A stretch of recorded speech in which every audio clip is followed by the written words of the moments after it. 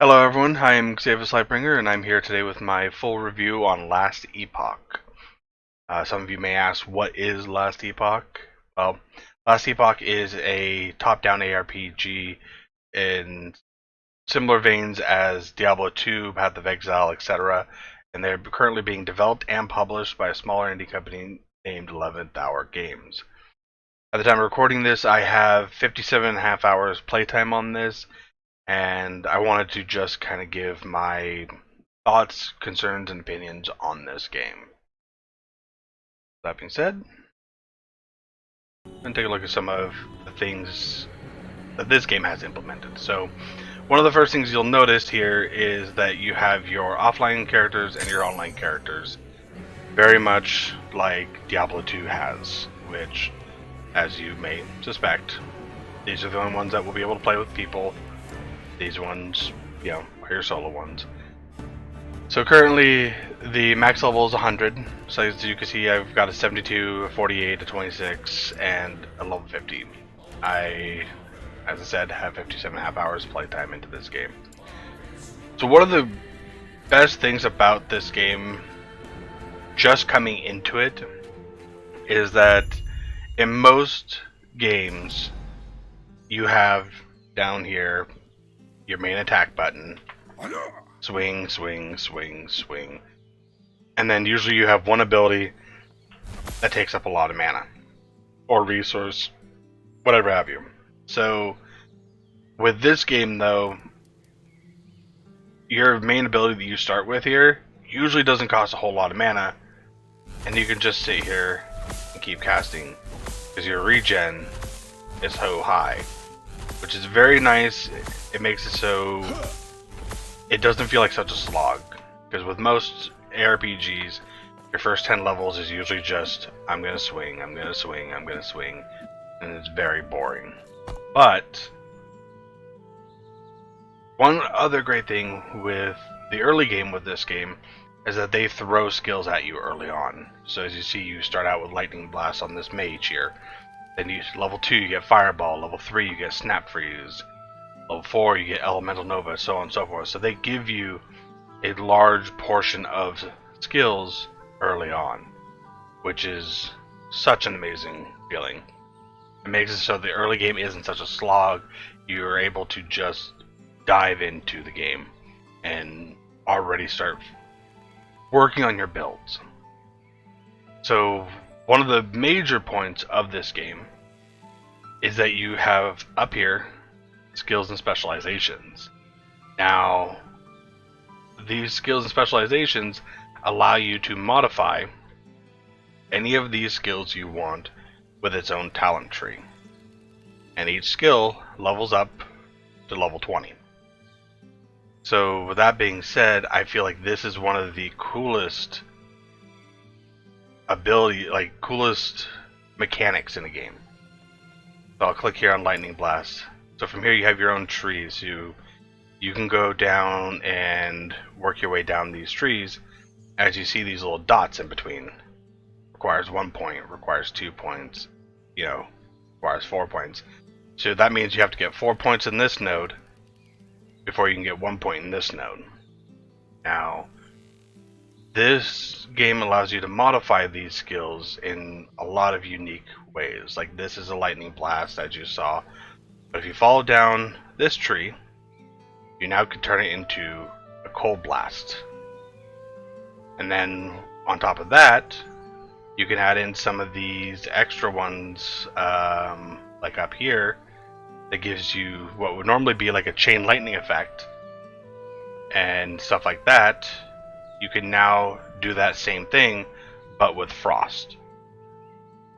So this level of customization is extremely, extremely fun, because when you specialize in multiple skills, you can have some skills that will, let's say, when you cast one spell here, I'm trying to think of which one it would be. But they're like, I think it's Static Orb has one where when you cast Disintegrate. When you cast Disintegrate, it's a channel spell here. It will then cast Lightning Blast. If you specialize in Lightning Blast, any modification you have applied, any of these modifications you have applied to Lightning Blast, will then trigger when you use this skill. There it is, right there. You have a chance to use second to cast Lightning Blast at a nearby enemy, which expends mana equal to Lightning Blast mana cost. So, if you go back to Lightning Blast and you modify it to be able to chain to multiple people and stuff like that, you will have that happen while casting Disintegrate. So there are a lot of synergies, and you're able to create some very fun builds. And as you can see, at level 4, level 8, level 20, level 35, and level 50, you're able to specialize in another skill. So you are able to essentially specialize in every skill you put on your bar if you want to. And it's great that they give you 2 specializations fairly early on. That means you're able to very quickly start your builds and just have fun. And for me, this is one of the coolest things about this game, and I fully enjoy that. But with that being said, the one thing I do not like about these specializations here, and I'm going to go to another character for this.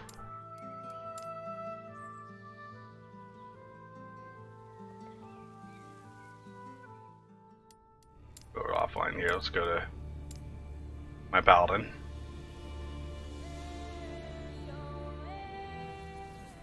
Is that when you go here and you click a skill,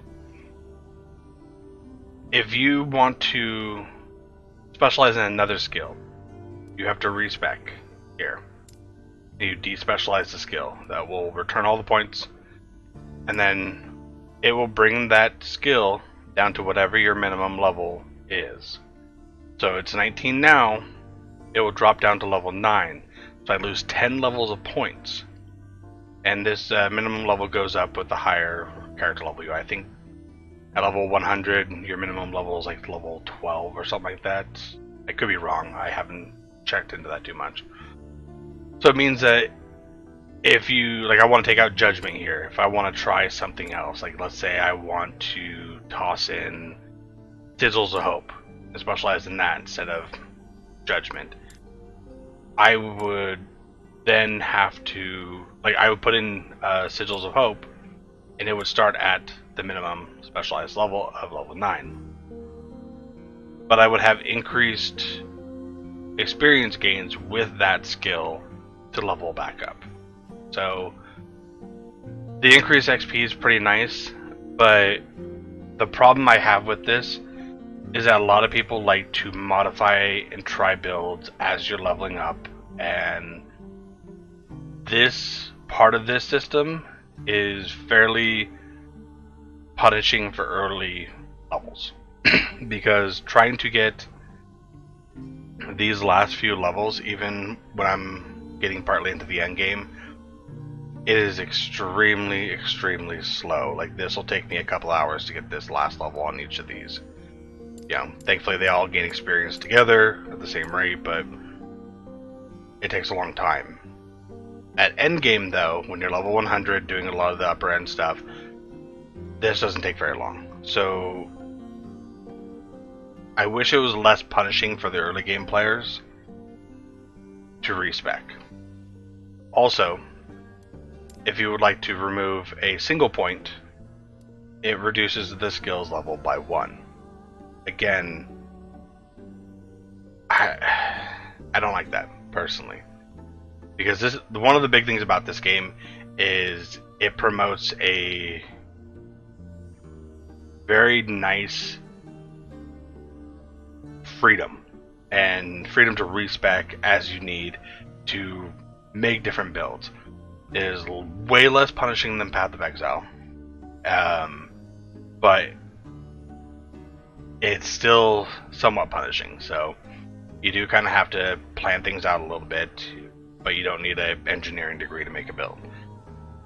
And I would also like to say that this game is probably in between Path of Exile and Diablo 2 as far as customization and all that stuff.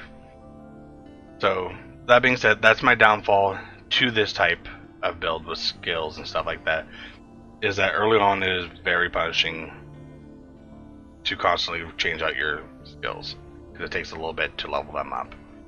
I would say like the first 5 levels of a skill, it's not that bad. It's once you start getting to like 10 to 20 on a skill, that's when it really becomes punishing to respec and stuff. So that's that. As far as this system goes with the skills, I would give this a solid 9 out of 10. Like, flat out. They did this extremely well. This specialization is just amazing. I absolutely love it. As I said, there's so many synergies. Like with this build I have here, when I cast Warpath, which is like Whirlwind for Diablo 2 and stuff like that, it casts Smite. Well, up here I have Smite. You know, Smite heals me and does damage. So I made it Smite heals in a larger area, you know, getting health regen, mana regen, etc. And also do more fire damage, while my Warpath does fire damage. I also have Lunge here, where when I lunge, it's all turned into fire damage, and it smites nearby enemies. So then on top of that, I have this, which I'll get into items here in a second, that reduces the spell mana cost. So now, my Smite no longer costs mana.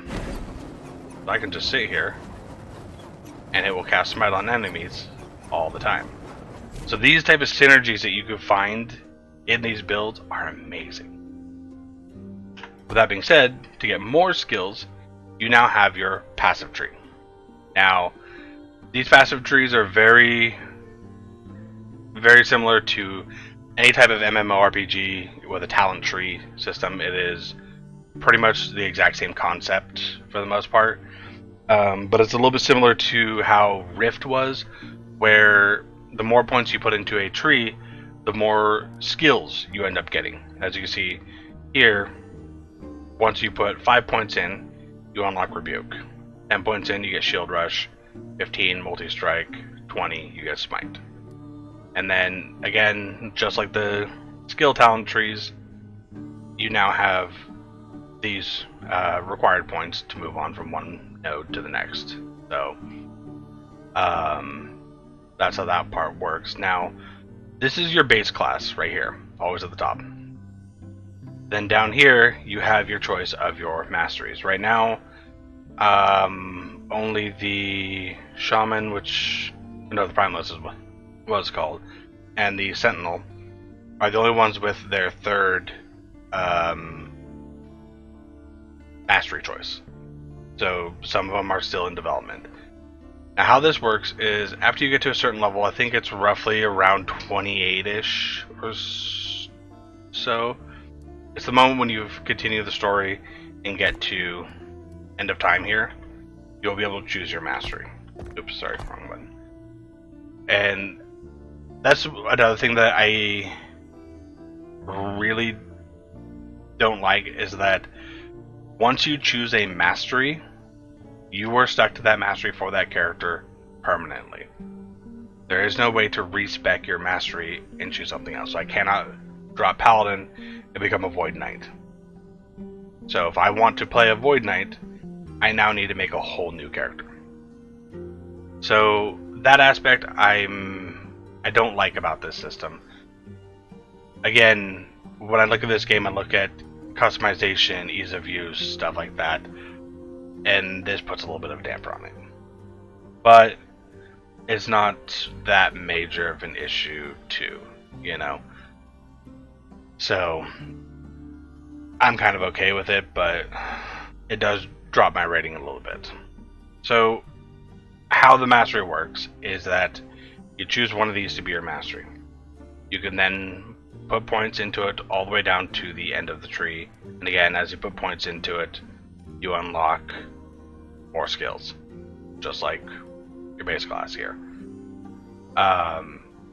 So the mastery one you could put all the way to the end, but then here's other ones, Void Knight here, Forge Guard for the Sentinel. See this big chain here? That means that you can only put points up to here. And again, you have to put 5 points here before you can put any points here. You have to put, 10 points in any of these here to get to this column. So on and so forth, down the line. And as you can see, like here, you would never be able to get Anomaly since I'm a Paladin. So overall, with how the passives work, I would give this one honestly a 9 out of 10 also. Like, I love how these trees work. There's a lot of good passive nodes in these. I do wish we got a little bit more points, which might drop my rating down to an 8 or so, but you essentially get 1 point for each level. And then when you pull up the map here, doing quests and stuff like that for the main storyline, oh, you guys cannot see, so there we go. Doing quests, the main storyline quests, side quests, stuff like that, you'll be able to get an extra 15 passive points, and then unlock your idle slots. Now, you can skip some of the side quests if you want to, and you'll still get passive points later on in the story.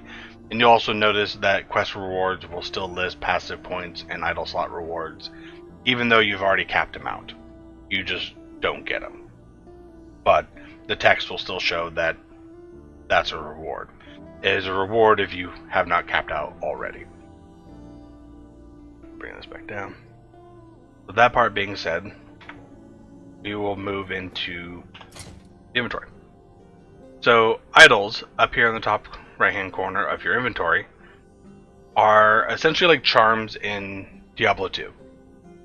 Except for instead of them working in your inventory, they only work when they are up here. And again, charms, idols, whatever they're called, these don't give like massive stats, but they'll give some minor ones. And a lot of the time, people will use these to get their extra resistances. As I bring up my resistances, as you can see here, they cap out at 75. You can go above them, but it's still only capped at 75. That's what these parentheses are. Yeah, so idols are great. They do have some skill modification ones. Essentially, the stronger the idol is, usually the bigger it's going to be, as you can see with some of these. 31 increased fire damage. My build is all fire damage. 45% increased damage with Smite. Smite's one of my main abilities, And these ones, these red ones here, are class-specific ones. So these are all Sentinel ones.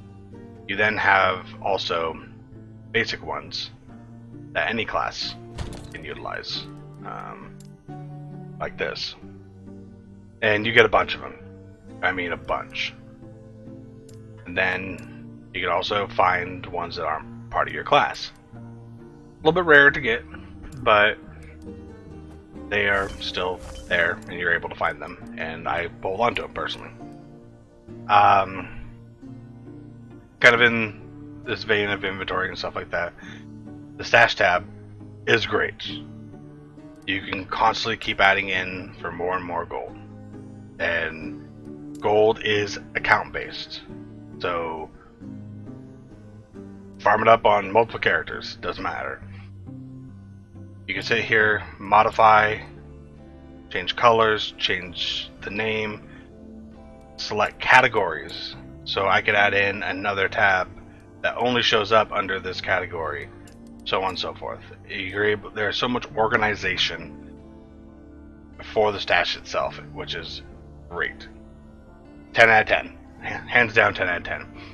And I know that they have also said that this game will have a cash shop. As you can see up here, there's an appearance thing. So it will be cosmetics only. From what I have read into and heard, that they have been adamant that it is only going to be cosmetics. I don't even think they're going to have stash tabs to buy like Path of Exile does. So that is also a major, major win in my book. because so many companies these days get so money grubby and have pay to ease, pay to win, etc. So far, they've said they are adamant that none of this will be in the game. There's only going to be cosmetics, which I'm excited for. Kind of going back to inventory here. We will look at, so overall storage, inventory, 10 out of 10. Great. Well, maybe 9 because I hate that this is always there. You'll never get rid of that middle thing on idols. Drives me nuts, but I get it. I understand. Still annoying. So that being said, let's go ahead and take a look at what the itemization is like in this game and how the crafting system works. So this game is a very unique and very interesting crafting system and how itemization works. So right here, we take a look at a piece of gear. A couple things you need to look at. Up there in the top bit, you have your static stats that do not change. They can roll. You can get different stats up there, but on this piece of item, like this armor, that 180 armor and 15 lightning resistance, that can be different for each piece of armor I pick up. But I cannot modify those stats at all. One line underneath that, you see forging potential, and we'll go to a piece that actually still has some. There's 19 forging potential left on that item.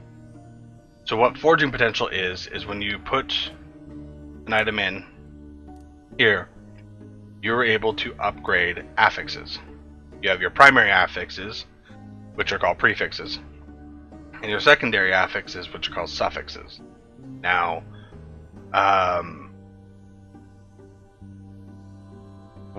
the biggest thing to keep in mind with this is that you could only have 4 stats on a basic piece of gear. And a lot of these stats vary. And here, we'll get into kind of the affix shards that you pick up from shrines, monsters, whatever. You always want to pick these up. And this is the inventory for it. This will show you what is currently applied, and if I had open slots, I would be able to apply others on here. And these are all the different affix types that I could throw on. So I could give myself cold resistance on the suffix if I had an open slot on the suffix. Same with elemental resistance, so on and so forth. Just gonna go through, let you guys see what all these are about. Okay. So, this piece of gear has 19 forging potential. Now, if I wanted to upgrade one of these stats, so let's go here to lightning resistance. If I want to upgrade it, I need to move my webcam again. Okay. So if I want to upgrade this piece of gear, and also, they have tier rings too. So tier 1, so I think I can go up to tier 7, but tier 6 and tier 7 can only be found on Exalteds, and they are only drop items. You have 1 to 2 stats will be modified as tier 6 or tier 7. Holding alt, you can see, what tier it is, what the rolls, everything. If you look down at the bottom of this piece here, where it says endurance, it says tier 5 max craftable. That means that in this window here with the forge, you can only get up to tier 5. So right now, looking at this is tier 2 lightning resistance. If I want to upgrade this, I now have like glyph choices. All these do different things. Your primary one you're going to be utilizing when you want to upgrade something is this. So you have a 25% chance to have no forging potential cost. That's one you're going to want. Down here, every time you upgrade, it has a cost. So it costs 1 to 12 forging potential. And right now I have 19 remaining here. So if I were to upgrade this, then this would go to tier 3, and I would lose a random number between 1 to 12 with a 25% chance of it not consuming forging costs. Now, that leaves a 75% chance that it will still consume forging potential. Even though it still consumes forging potential, this scroll is utilized and consumed no matter what. That's something big to keep in mind. I'm not going to do it right now to this piece of gear. Let's just go ahead and grab something random here. Boom. Perfect. So here, this has fire damage on it. Perfect example. You can have up to, again, 4 slots on something. This missing a primary one. I'm going to scroll up here. These are the currently applied ones. These are available to be applied. I can put any of these stats I want onto it. And if you hover over this item, over on the right hand side, it will tell you exactly what these affixes can be applied to. So for now, let's just go with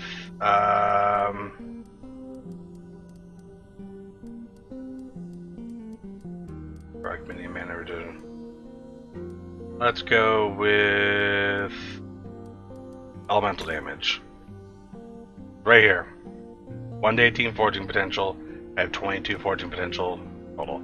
Let's add the affix. Boom. Okay, so now it gave me 9% elemental damage. Holding Alt, I got a max roll, tier 1. Great. Now, if you look down here, it says Glyph of Hope, preserved forging potential. So consume this glyph, and I still have 22. So, let's say we want to upgrade a little bit more. Let's go ahead and upgrade again. Costs 1 to 10 to now upgrade it. Here we go. Boom. Upgrade. Gave me 4 more increased elemental damage, which now puts me in a mid-tier role on tier 2. So, but as you can see, I still lost forging potential. So that part does suck. But one big thing, always remember to pull this out of your forge, because if I keep this in here and I close it, it's nowhere in my inventory. It's still up here. You have to constantly pull that out. So, itemization is very similar to what you'll know in Diablo, Path of Exile, etc. You'll have a lot of similarities. It's not quite as complicated as some of those older items. It's, for lack of better terms, dumbed down enough that it is a lot more accessible to new people. But there are still a lot of intricacies to finding the right stats. Like, here you have uniques, which are like legendaries in Diablo, which will have more stats, have a lot different stats, more unique stuff, things that you don't normally get from your affix shards. But something to keep in mind, if you look at the very top there, where it says the 5 armor, 25 mana, 19% increased spell damage, there is no forging potential. So you cannot forge these. I don't think, anyways. Shouldn't be able to forge these. I'll check that some other time. But some of these have very unique stats to them, and will have more stats than your typical item. Like this has 1, 2, 3, 4, 5. Well, this only has 4. So, and there are many, many different uniques. 1, 2, 3, 4, 5, 6, 7. This has 7 stats. Yeah, stuff like that. So overall, I would give the itemization of this game a pretty solid 9 out of 10. There are just a lot of different affixes, so trying to find the right ones for you can get a little complicated. As far as the crafting goes and the forge here goes, I'm gonna give this probably a 7 or 8 out of 10. And the main reason I say that is because you'll run into things like I ran into with this one. Is that even with this scroll or this glyph of hope there, I had my forging potential disappear on one roll. And that can happen with just straight RNG. I personally don't like how high some of these forging potential costs can be.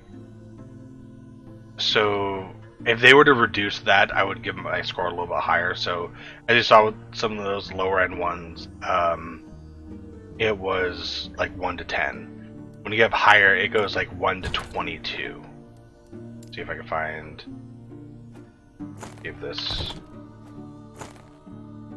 If I want to do that, this one still says 1 to 10. Okay, but some of them get fairly high. Okay, and that can be a pretty big struggle. I think I ran into the same issue on this one.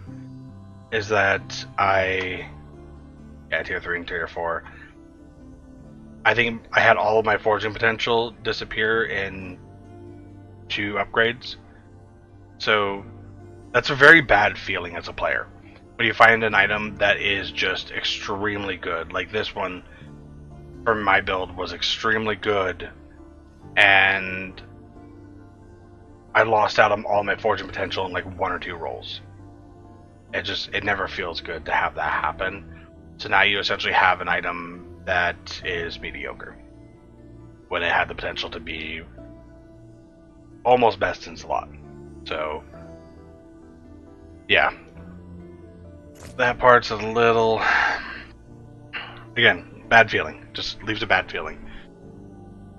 So moving on to kind of the leveling experience and the end game here. This game is a little bit weird because you're constantly bouncing between different eras. It is a time travel based story.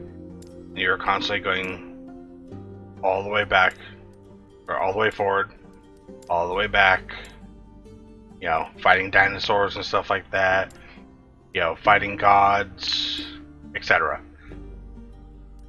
Early on, the story is a little bit jarring and is a little bit confusing, but once you kind of get going and get past like a certain point, I think it was once you finally make it to the end of time here, which is like level 25-ish, somewhere around there, 26-ish. You then kind of go back to the Imperial and Divine Era, and the story begins to make a little bit more sense. And it actually becomes a good story. So like when I first started, I was like, okay, this story to me is lackluster, a little bit mediocre. I'd give it like a 5 or a 6. Right now, after I've played through the whole story, which ends roughly around 58, 59 level, I would give it probably a solid 7 or 8 out of 10. It was actually, I kind of got pulled into it there near the end. You're not going to run into any real cutscenes or cinematics outside of a small one when you first make your character, which is just a basic image with some voiceover explaining the backstory to each one of the classes. But yeah, the story was actually pretty good, I have to admit. Again, this I feel would have been a little bit higher for me if they would have had a little bit more cutscenes, some actual animation. But again, the biggest thing to keep in mind is this is a small indie company, and already the graphics on this game are amazing, like flat out. Like this is on par with Diablo 3, Path of Exile, the current like titans of the ARPG gaming scene. This is amazing, and one thing that they do better than both, hands down, is that they make this world feel more alive, and I found myself multiple times just stopping and staring off in the distance because it looks so cool. Like right here, you have this black little dragon thing floating around. Really cool. But then we come up here and we look at the black hole eating up the timelines with all of the debris floating around. There are just many, many, many places that the world feels alive. See if I can find it here. A couple rooftops. I think it was the one. One of the other places that I found that made me just stop. Show you a little bit of combat, I guess. If I can get to one of the points that I really liked. While I'm doing combat here, that's actually another thing that I should have gone over. The combat in this game feels good. Like, flat feels good. It is very responsive, very, like, crunchy, you know what I mean? Like, when you're just slaughtering massive groups of mobs, it feels good. And this game does that well. The skills are flashy enough. Things die when they feel like, you know, when they should. Oh, look, I leveled up. Boom. Flat out combat, I give it a 10 out of 10. There are some bugs here and there that you will run into, which, you know, again, it's early access. I'm not going to hold them, you know, I'm not going to crucify them for bugs here and there. You know, I've ran into a couple myself, like, when I'm doing this, and I'll try to go to an area that might have a lip to it. My character can't climb over it until I stop spinning, and I have to move normally. But again, small bugs. Trying to get to the point. But here you can see my synergies I was talking about. The big beam coming down, this smite. As I whirlwind, I smite. Synergies are amazing.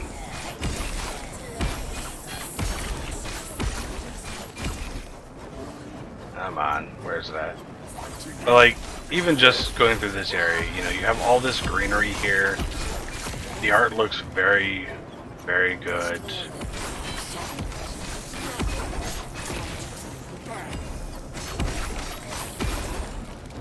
Kind of see off there a little bit.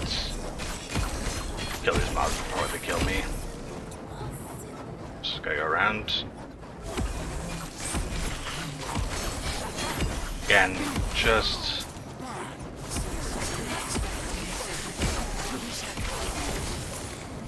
combat just feels great. You know, they have shrines just like in all these other games. Boom, there's a unique. Pick that up. The place I was looking for is down here. I can get to it.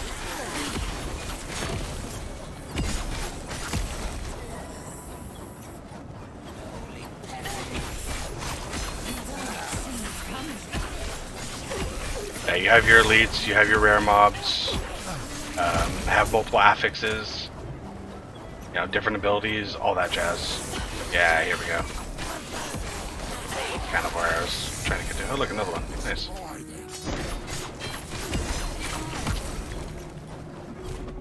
You can kind of see it out there. I'm trying to see if I can get to a better position. You can see. Yeah. So there's. Oh. Revive after 2 seconds. Oops. So, like here, affix shards on the ground. You can kind of see it off there. It's not the best angle. If I go farther, actually, here we are. Here we go, here we go. This is what I'm looking for. Look at that. Like, just there are many times when playing this game that I have just stopped and stared. Like, this is absolutely gorgeous. There's amazing art. I mean, it makes the game feel way more alive. At one point in time, you're going through a cavern system, and you go over a bridge, and you hear this roar and rumble. And when you look down, there's a massive giant just walking underneath you. You know, there's a lot of different scenes like that that are just, they're great. They're just really, really great. And I mean, 10 out of 10. I mean, flat out, 10 out of 10. This world feels alive. The scenery is great. You have fun going through these areas and just looking around. Okay. So, moving on to kind of the end game to this game. Now, I've only gotten part way into the early game of it. Put that one in there. They're called monoliths. Monolith of Fate. Now, what you're supposed to do is you essentially do like map clearing of all of these different nodes, right? Now, normally you want to just kind of mainline to the outskirts, because the farther out you get, the better the rewards are. And this is the primary end game system. So as you do these, like let's say, hover over this one, you have all these different modifiers that will affect the next and the next and the next out to a certain amount. But you'll have increased item rarity, increased experience, your rewards. This one will give me glyphs, timeline stability, and up to 48 bonus timeline stability. Now the bonus is based upon how many mobs you kill in the map. Normally you just want to kind of mainline with these, and then as you get further and further, you will unlock these side quests, which you'll do the 2 side quests, and then this will be a boss quest. Kill the boss. What that ends up giving you are blessings. And these blessings are passives that are active at all times. And with these blessings, they do have a range in which they roll, so you can go through, and like this one I've already completed, I could go through and do these quests over again to then get another chance at a blessing. And they will give you an option of, I think, 3 to 4 different blessing options, and you will choose which one you want. And as you can see, these are the ones that I've seen already, and these ones I haven't seen. So I have 5 more that I could possibly get that I haven't seen yet. So there's that. But something else is that these have a target farming type system. As you can see in the bottom right hand corner, this will give me rare spears at the end of this. So and the only way to get these echo rewards is to not die. If you die, you do not get those rewards. So keep that in mind. But with this, you're supposed to go out and progress through all of these stories. And now this number here you'll see, this is the minimum level that monsters are in those maps. So you can actually get here and start fighting these mobs at like level 26, 25, whatever it is. But these mobs are level 58. So if you're feeling ballsy, you can do it. But it's hard. As you complete one, it'll give you this one here. When you complete it once, it'll give you the option to unlock this timeline or this timeline. So do this one twice, get this one done, get that one unlocked, and then now you essentially just move yourself across each one of these. As you see, I have this unlocked, and each one of these will give you another blessing. So early on, you want to just kind of mainline these and get through them as quick as possible, and eventually you'll get here to the end, and there are, I think it's 1, 2, and 3 level 90 timelines. Once you finish those, you then start the end game, which are essentially these again, but they're all level 100. That's one big thing to keep in mind. They all become level 100. The rewards that you normally get from like this one here, where it says rare spears, these rewards go way up. You're now going to be able to get uniques, exalteds, set items, stuff like that, and you're able to target farm. And where it says player modifiers, 17% increased item rarity, 11% increased experience gained, these modifiers will become higher and higher and higher. So I've seen videos and stuff where they had like 250% increased rarity with like a 240% increased experience gain. And going back to kind of what I said about the skill nodes with the specializations, that's where releveling them isn't much of an issue because you have such high experience gain increases. So once you get to the level 100 monoliths, they are called empowered monoliths. A lot of those will you'll want to just kind of mainline through, so you'll go from whatever your starting point is. I don't know where the starting point is on this real quick. Yeah, I don't know what the starting point is.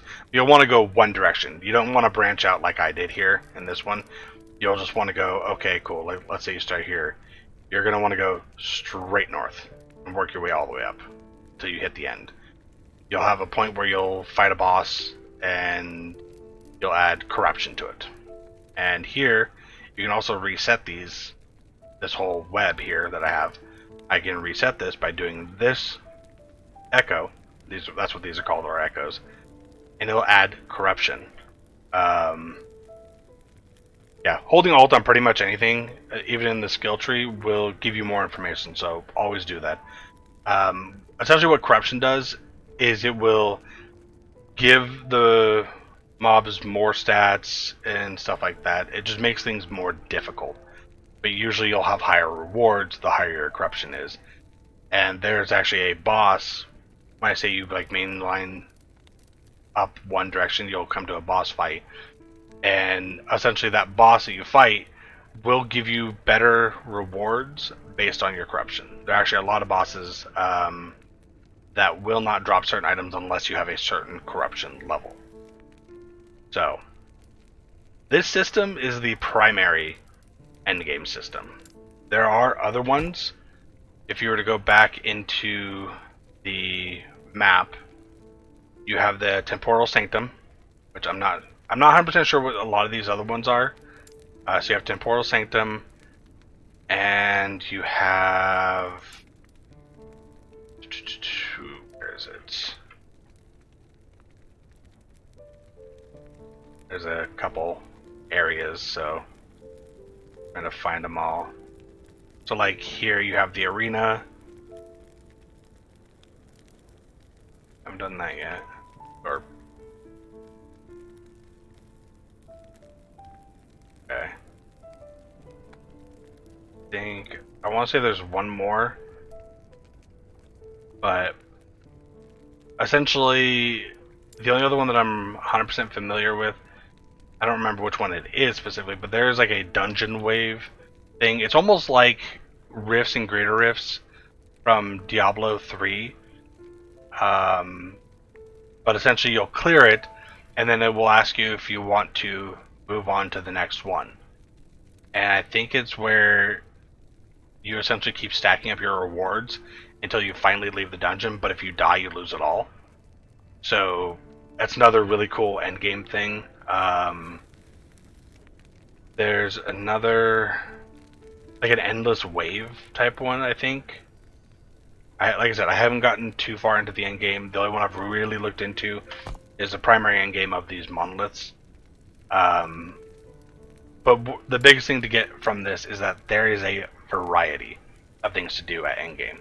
So it is not just this one thing over and over and over and over.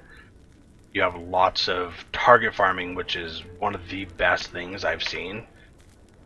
Because instead of, oh, I just need to run this rift over and over and over, or I need to, clear this one map,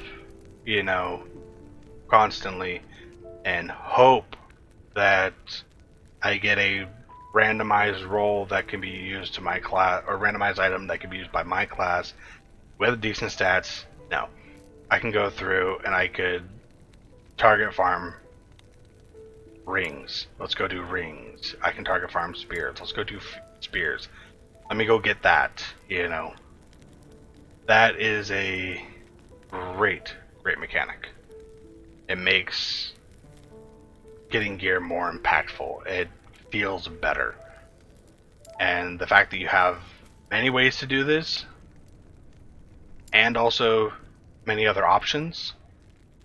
So far, from what I've seen, I give this end game probably a 10 out of 10. I mean, I love it. It's not as repetitive as doing rifts over and over and over like in Diablo. And yeah, it's a lot more fun than I've seen with any other ARPG. Old school Diablo 2, Diablo 1, you're constantly fighting same boss over and over and over, hoping they drop something. I mean, this does have aspects of that too, but you have other options. So, as a whole, I gotta say, this game is a solid 10. I mean, there are a few issues, but a lot of those issues are it being a smaller indie company, smaller game. It's still in early access, but it's only $35. Bare minimum, the amount of fun you'll get out of this for $35 when this is on par with any other, ARPG that's coming out that's already going to be $70. Now, Diablo 4 is coming out. Base game is like $70. This one's $35.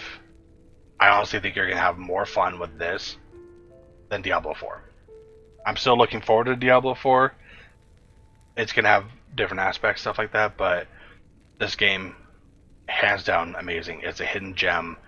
I would honestly recommend it to anyone. I've gotten a few friends into it. So far, they've all loved it. Even people who are apprehensive thought they maybe play an hour or two. I'm watching on Discord, and they're sitting there playing all day long for the last 3 days. This game is just fun, and honestly, get it. I mean, that's all I can say is get it.